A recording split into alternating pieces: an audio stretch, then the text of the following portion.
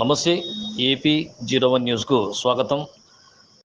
మీరు చూస్తున్నటువంటిది అనంతపురం జిల్లా గుత్తి పట్టణంలోని ఆర్టీసీ బస్టాండ్.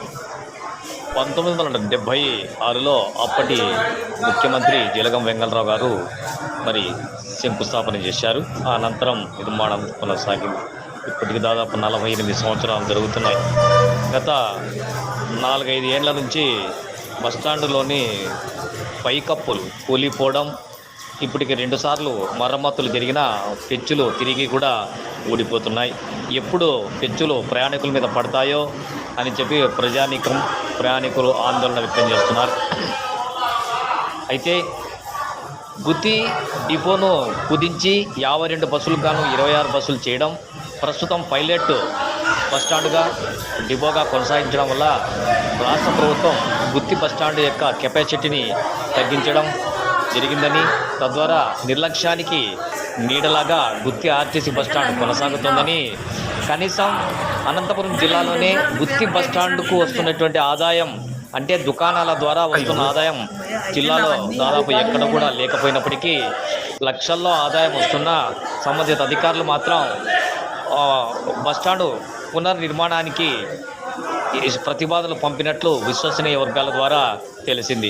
గత ఏడాది డిసెంబర్కే నూతన బస్టాండ్కు శంకుస్థాపన చేస్తామనేటువంటి ఆశలు ఉన్నా ప్రస్తుతం ఈ ఆశలన్నీ కూడా అడియాసలైనట్లు తెలుస్తోంది.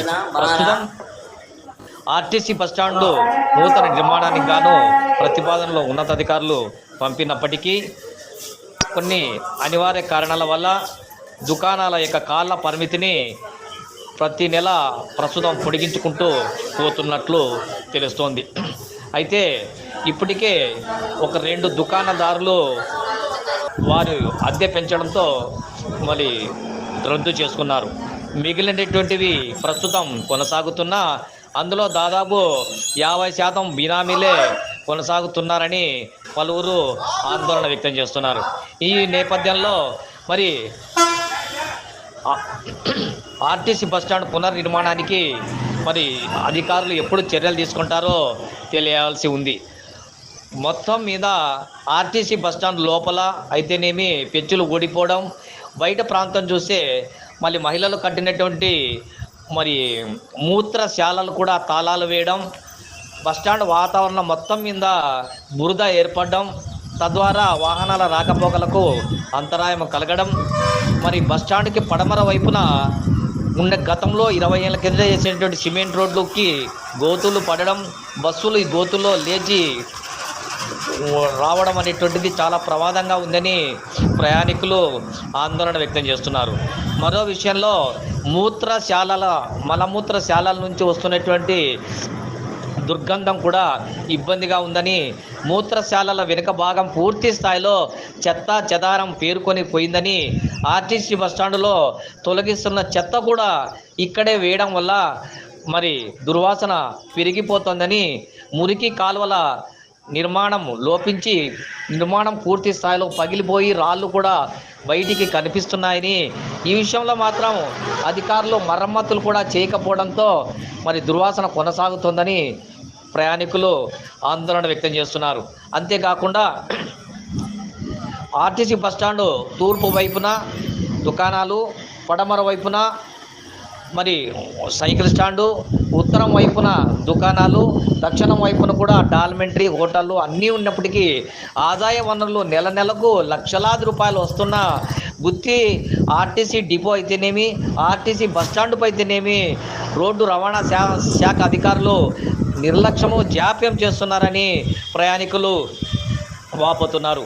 నిన్నటి రోజు గుంతకల్ శాసనసభ్యులు గుమ్మనూరు జయరాం గుంతకల్లు నుంచి తిరుపతికి బస్సును పునరుద్ధరించారు. ఈ బస్సు గతంలో కొనసాగుతూ ఉండేది. అంతేకాకుండా గుంతకల్ నుంచి విజయవాడ కూడా బస్సు కొనసాగేది. ఈ విషయంలో కూడా సంబంధిత అధికారులు ఈ బస్సును పునరుద్ధరించాలని ప్రజలు ఇప్పుడు కోరుతున్నారు.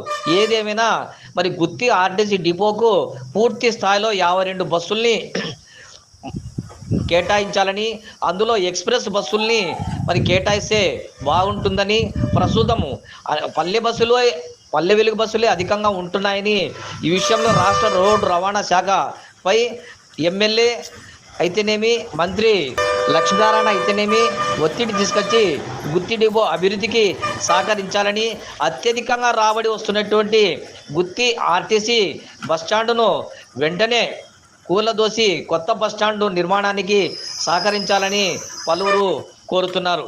ఈ విషయంలో ప్రస్తుతము దుకాణాల యొక్క అద్దె కూడా మరి నెల నెల వసూలు చేయడం వెనుక ఆంతర్యం ఏమిటని, ఈ విషయంలో పూర్తి స్థాయిలో బస్టాండ్ ఎప్పుడు నిర్మిస్తారో సంబంధిత అధికారులు వెల్లడించాలని, ఈ విషయంలో మళ్ళీ సంబంధిత అధికారులు వెల్లడించాలని పలువురు డిమాండ్ చేస్తున్నారు. ఏదేమైనా కనీసం ఆర్టీసీ బస్టాండ్ లోపలి భాగంలో కూడా గోతులు మూర్చాలని పలువురు కోరుతున్నారు. రాష్ట్ర ప్రభుత్వం ఈ విషయంలో వెంటనే చర్యలు తీసుకొని బస్టాండ్ నూతన నిర్మాణానికి సహకరించాలని ప్రయాణికులు కోరుతున్నారు.